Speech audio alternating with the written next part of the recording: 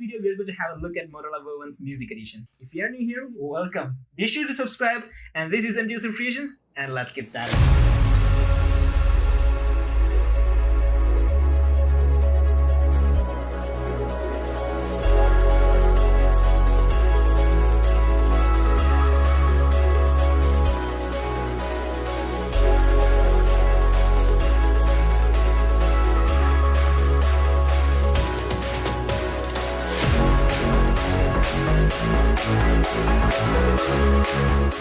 The Verve comes in a solid packaging. Like the Verve 500, it also have a flip pad.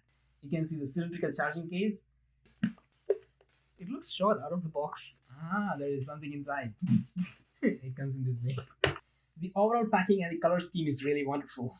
This is the Verve, which we will get into a little bit later. Let's have a look what's in this box. Oh, look at the thickness. There is something wrong with it. Let me check it out. It contains all the languages in the world, I guess. And this book is universal for all the similar variant of these Verve. Again a paper? This is again a user manual in a short way. I'm expecting to see the user manual in this way. This is the micro USB and some ear gels. That's all from the box.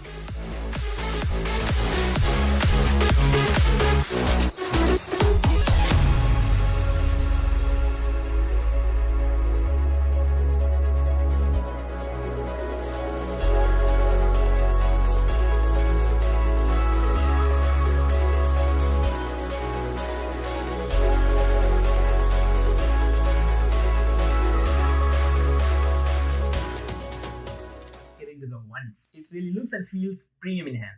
Let me just grab one up. The color looks really great with white and grey. On the top of the charging case there is a Motorola logo, and on the bottom we have the micro USB and a LED. There is only a single button. It sits back nice and clicky. Just listen to that. The battery life on these Verve are really good. You get 8 hours of charging time with the case and 3 hours of playback time without charging case, which is really good. It comes with Bluetooth 4.1 and you get range up to 100 square feet. It is also IP54 water and dust resistant, and also supports all the voice assistants. These Verve are really small and they just sit upside down. There is a startup music. The music has a little bass to it. There's a small built-on LED with red and blue showing the status of the Verve. The audio quality on these Verve are really game-changing. One of the interesting features I noticed with these Verve are Hubble Connect, which is a real-time GPS locator. Just in case if you miss your Verve or really misplaced it somewhere, you can easily find them.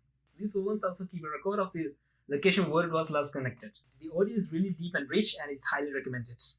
The only issue I think which is a matter of concern is the size of the cylinder. I know it's small, but I wish it could have been a little bit more smaller. That's just me. Overall, it's really a good value for money. With that being said, I hope you enjoyed this video, and please don't forget to like, share, and subscribe if you haven't already. And I will catch you in the next one. Till then, bye.